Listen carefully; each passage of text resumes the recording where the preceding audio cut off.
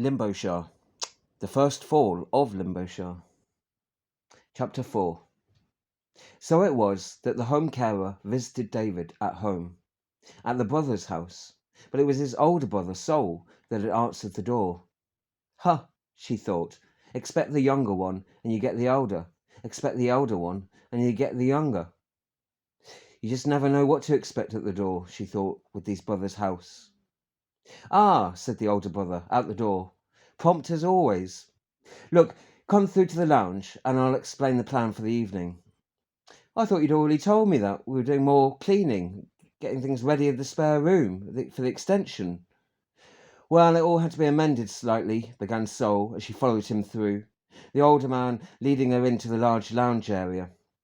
Had to be put off for a while, whilst the planning permission is still going through, still waiting to have it granted. It should be a formality. Oh, there's all the paperwork, there's lots to do.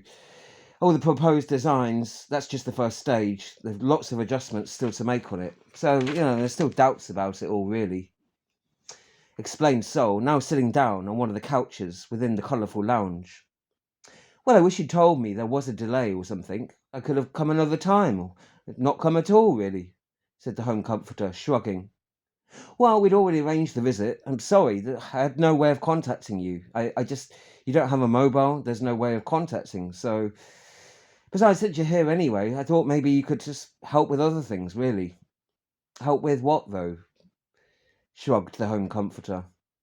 Well, perhaps with the model village. Help David with it or something. Do some work with him on it, suggested Sol, shrugging. The model village of David's? Asked the home comforter, unsure. Noticed the eyebrows raise of Sol. Your mother told me about it. His desires for design and his love of building, architecture. I mean, she made it sound more of an obsession sometimes, but I think it's a therapy that he uses or something that gives him something to do, occupies him, I suppose. She said it in a defensive manner, unsure, because she'd heard mixed things about this model village. Oh, she's always saying that. But it would be, it is actually more of a therapy for David than it is any kind of obsession. He doesn't spend that much time on it. It's just something he enjoys doing, and he'd learnt a lot from it. He just needs a lot of help at the moment, putting it all aside, stacking it away. He's got to store it up so that put it in a functional way, so that it's stored safely away. He lives in a small room and it's not big enough to have a model village in it. But he's got to do it without actually harming or destroying, any of the model houses. So it's more cleaning them and just sort of storing them away safely, actually. Just helping him to do that, I suppose. But yeah, he won't be able to sort of embrace it fully or do the therapy of it until he's got a larger room for it, really. He's just clustering up his room too much. It's an obstacle course in there. I trip over every time I go in there, because he has the lights dim too, complained the older brother now. Well, I can see it's got its good in it, but I will help him try and tidy some of it away, certainly, said the home carer, after some thought. What about your mother, though? And, she's really upset, and she doesn't want to move into the house, though. I know she told you that on the phone last night. But she has said to me a lot that she really wants her independence. She wants home carers to visit her in her home. And I think she's just worried about what it will be like, how well you'd all get on living in the same house again after so long. And, not it being not her house as well, said the home comforter, pleading on the mother's behalf now. Oh, she's been saying things like that for years, clinging on to independence. But you know what? She really does need more people around her. She needs us around her. She just doesn't want to accept that. She's belligerent. She's stubborn as an ox, really. She really is struggling and suffering so much on her own, really. She needn't do that. She shouldn't do it, said the older brother. Eventually she'll admit she needs more support when the time comes and when the time is right for her. I just want the room to be here, so it's an option for her. If she decides to do it, she's got a free choice to decide to move in or not. And my hope is that when she does the visits and stays at the guest room and she feels comfortable here and gets to know how well we can still get on together, then she'll stay longer and longer. And when she gets more ill, she can gradually learn to depend on us more. I think because she's never had to depend on anyone for so much, she's wary of everyone, even us, said the older son now, shrugging his shoulder, as if a little angry still about it all. Anyway, David's past worrying about it himself, and I am too. When she decides and admits she does need more support from us and from others, she can still have other home carers. You can still visit her here too. It's just that she'll need much more support eventually, pleaded the older son now. What exactly is this model village of David's then? Why does he spend so much time with it? Why is he into it so much then? Asked the home carer, now wanting to go back to talk about that, feeling it was wrong to talk about the mother's situation behind her back as a close confidant and friend and daughter of hers now. Well, yeah, there are good and bad things in the model village. He was obsessional about it for a long time, to be honest. I think when he was doing it on his own and he wasn't sharing it with others at all, really. And it was a distraction and a way of him not being involved with the world. But I think equally it was a way of him reflecting on the world sometimes as well. He got in touch with a lot of modelling groups, others that did model houses. They made model furniture, model people, miniature figurines. He went to these conventions sometimes. He used to trade model people, did these miniature figurines you buy in packets. He's got hundreds of them now, incredible amount really. And then he sort of positions them and makes short videos about them, shares them with these friends. It's on this model village website or something. He's met people in the virtual world through it, other modelers, and yeah, I suppose they give advice on each other about, maintaining their model houses, really. I suppose he's met people through that. So I suppose it was a way of meeting people, even if he wasn't with them in person. He talked to a lot of them through the blogs, posts, watched a lot of their videos. He goes to the occasional convention, and he's got a couple of friends that are modelers too. There's one that has a model train set, and there's another one that does model gardens, like miniature gardens that she grows. She sells them at the market too. I mean, she's done well with it, explained the older brother now, wanting to say that it was actually something that was relatively healthy, a natural pursuit that was benefiting David, as well as also having a tendency to have an obsessive element within it also. Well, yeah, there's been good and bad in it too. As long as he's cooking, cleaning, washing for himself, and keeping himself up together, and also sort of going out and doing other things as well. As long as that's his whole life doesn't revolve around the model village. But his modelling has its good and bad about it. I think it's given him a way to meet and connect to others, and their love of modelling seems genuine. They love the model houses and the miniature cars, and they are so they're so big on the detail. They get wrapped up on spending so much of their time devoted to these tutorials and to learning all about it. He spends hours labouring, painting the little doors, remodelling different things, adapting things. He's always getting new furniture and constructing miniature things in there. It's a wonder he does all these little things, miniature books and all sorts. He goes to some elaborate detail, really, is what I would say. And I'd say he makes short videos of it that are interesting and funny, even if it's only a little funny. I suppose it gives them something to do, really. It keeps him out of trouble, I suppose. He's not out doing anything awful.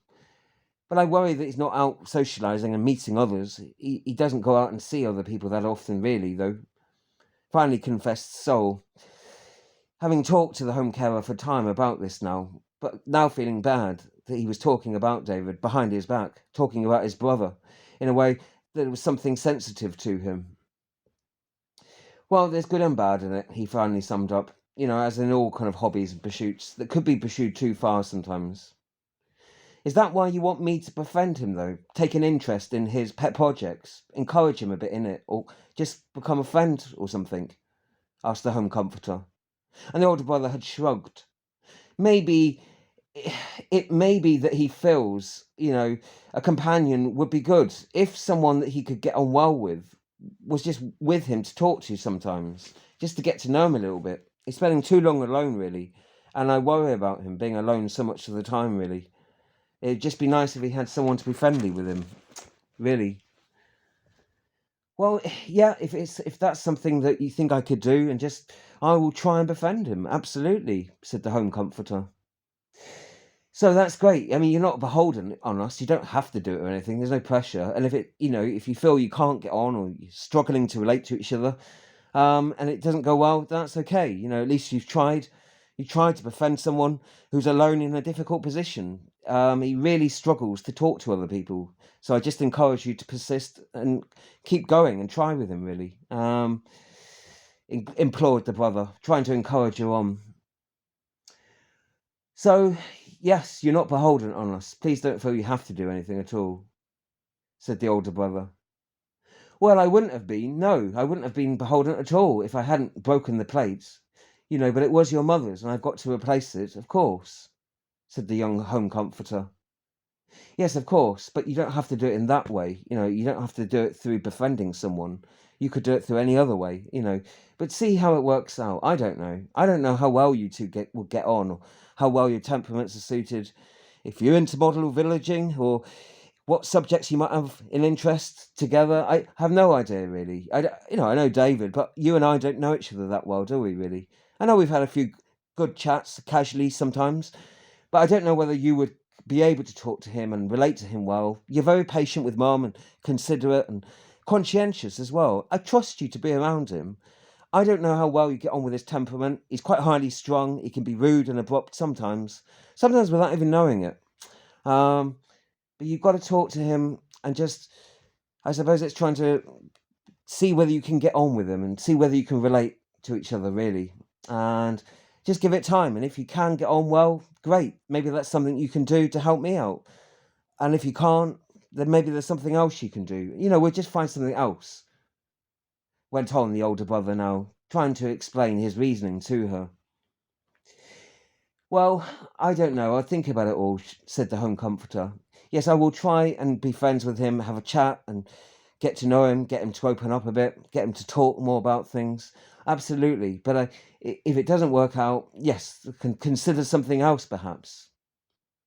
But since my brother and I, we're beholden on Mum too, we can all benefit from this. I'll assist her to get the original plates of our fathers, and you assist David and his model village. Just help him, play with him, have a chat with him, talk about the serious issues, whatever he's worried about. He's got a lot of things, a lot of burdens he's carrying, a lot of sadness. He doesn't know what to do about. He doesn't know how to ask for help. He just is desperate and sad and is hiding all that, and he really needs someone to open up and talk to. I feel that you could be the right person. You're kind, you're patient, you're considerate, you're thoughtful, and you're caring mostly. And that's the most important thing. You care about others, and you care about yourself. You're caring for yourself too. That's what, I think maybe you could get on with him. I don't know that it would work out. I don't know. I'm just asking you to try it, really. Implored Sol once more, and he'd done so much of this imploring to her that she wondered why he was trying to convince her so much. What was wrong with David? Was he something pretty awful to talk to? Was he really hard to relate to? She wondered what was it that made him so difficult for others to commune with or have any discussion with or to relate to? Or was it him that struggled to relate to others? She wasn't really that sure, having not known him nearly long enough to know. And who are these mysterious clients that you're visiting? I heard David mention you have mystery clients or something. The home carer sister had then asked to the older man. And Solwood said, there's no mystery about them at all. David doesn't know about the type of law that I go out advising on. I just do home visits. It's just giving out legal advice, really, about different legal matters, really. So the court refers me from the agency that I work with. They refer me out just to prepare people for the legal cases, really, just to give them advice on a lot of issues. Mostly it just involves discussing a whole variety of different practical, sometimes even emotional issues, really, but always from a legal angle. So it's just discussing different legal aspects, really, for people that are going through different kind of legal trials, really, or preparing for them. No mystery about it at all, really. In fact, it would bore you to probably know about half of it, really. Sol had said to her confidently, though. Oh, I see, so they're preparing for court cases of some sort. Your clients? Asked the Home Comforter. Exactly. Witness testimonies, those kind of things. Long court transcripts, really. Really lengthy, descriptive ones. Sometimes there's a lot of uncertainty, vagueness that needs clarification. One encounters a lot of emotionally charged accounts, lots of sad, sorrowful tales, angry accounts as well sometimes. You get funny ones sometimes. It's just trying to make sure that all the accounts that are given in an objective way. So that's my job, really, just to restrain emotion from it, to clarify as much as possible an objective account of it, just to try and overcome, personal bias, emotional bias that can happen when we can all be clouded by anger, in grief, with our own sorrow. Even when we're feeling happy about something, we don't want to look about, the sad. We don't want to look at a sad truth, So it's making sure that things are emotionally objective as well as physically and practically objective and factual as well, really. So we do a lot of fact checking, but it's making sure that all of the emotional hysterics are really taken out of the actual testimonies themselves, so they're as accurate as they can be in their reports. They're clear and concise. That's really what my job is, just to make sure the method of communication will be as accurate, clear and concise to the actual court themselves. Because it's a difficult subject matter for people to write about. It's very difficult to write about it in a considerate way when it's something that personally affects you and your family yourself. And so often, we've got to go through long-winded, really complicated, full of jargon accounts that are actually difficult for people to understand as well. So it's just guiding people through some of those difficult questions that are hard to understand. And some of the material that people look through as well, it can be rude, offensive, quite provocative sometimes.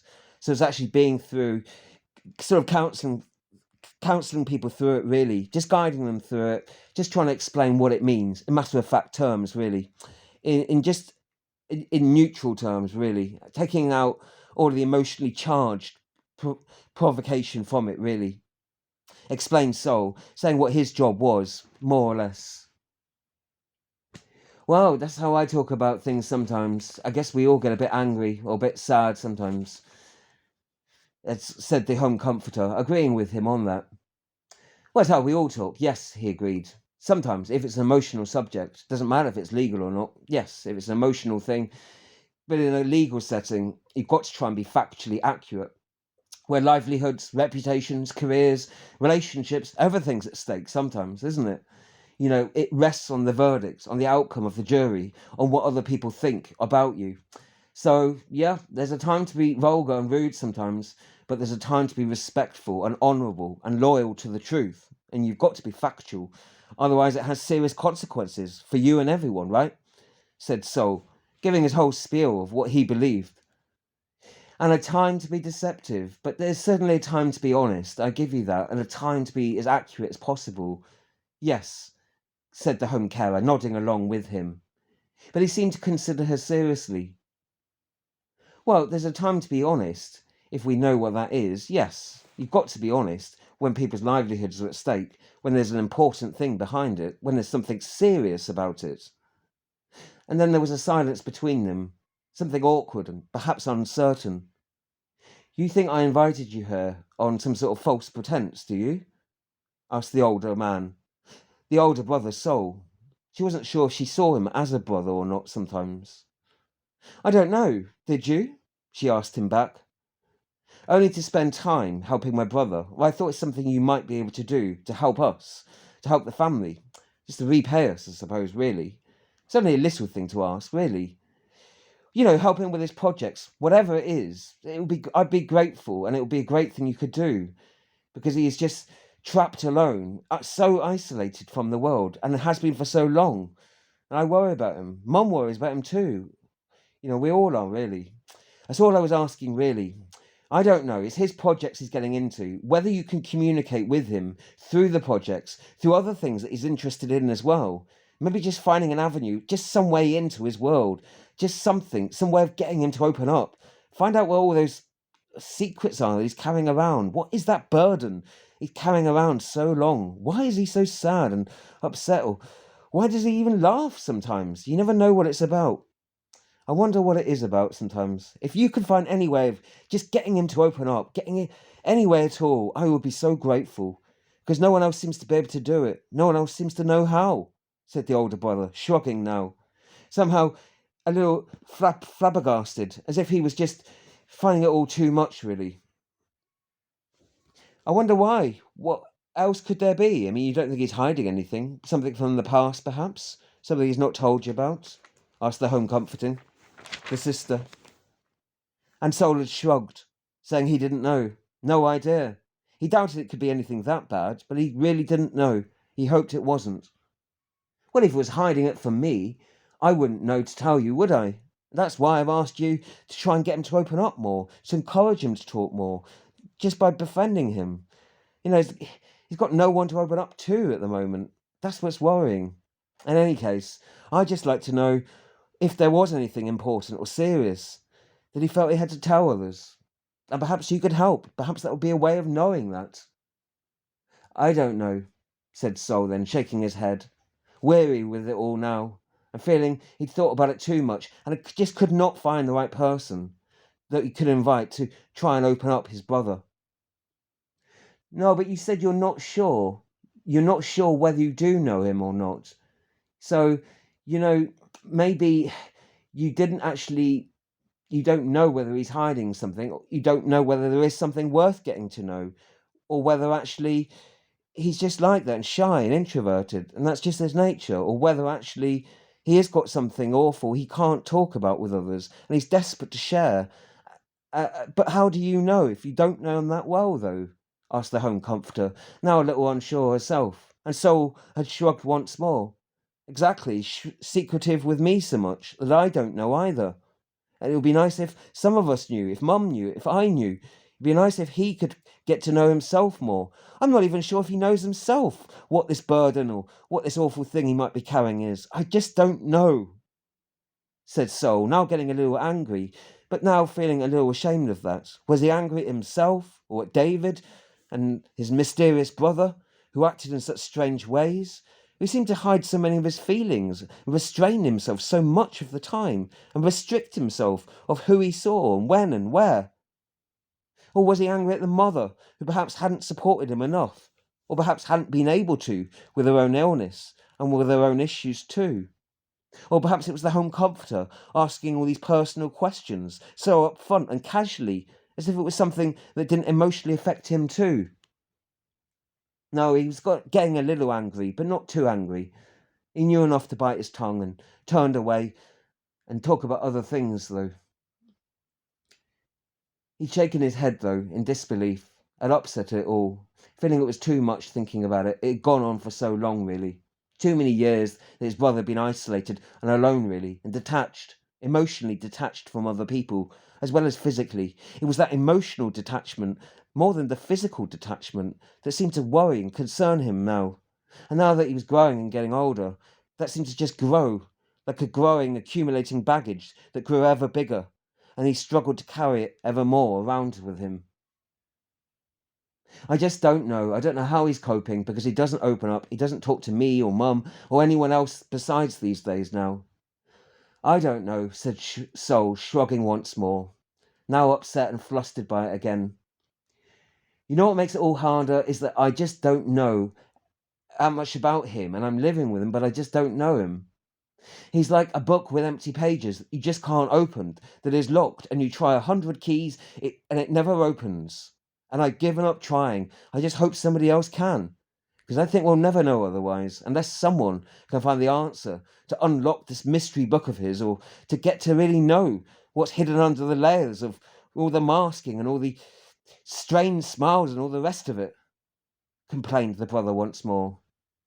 You don't think it's just that it's nothing that bad, that perhaps he's just going through ordinary trials of struggles that we all go through, and that he just couldn't talk to anyone about? It doesn't mean it's anything exceptionally or that awful and that bad. Perhaps it's just ordinary things, but he just can't discuss those things.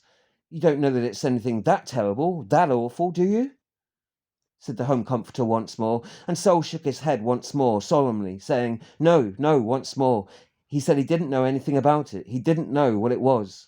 It could just be emptiness, and nothing that was in there. You don't mean he's empty-headed, though, do you, by that? Said the home comforter, trying to clarify. I should have said maybe there were empty pages and missing pages from his book. I don't know, and locked pages too. And there are no keys to any of the locked pages, not of his book, and so they stay unread, and he remains a mystery, said Sol, summing the picture up. But full of what, though? And we have all those weird chats sometimes, just in passing. I don't know if I'm really learning more about him, or if he's just becoming ever more mysterious and fading into obscurity with ever more uncertainties. There seem to be more doubts rather than less about him. The more I get to know him, the more I realise I don't know about him, and the mystery grows more, said the home comforter, agreeing with the older brother now. Thinking back over her mysterious, rambled, chaotic chats, the casual chats that would always been rushed, where too many different complex, serious discussions had been talked about, and in a short space of time that never did justice to the whole variety of complex issues.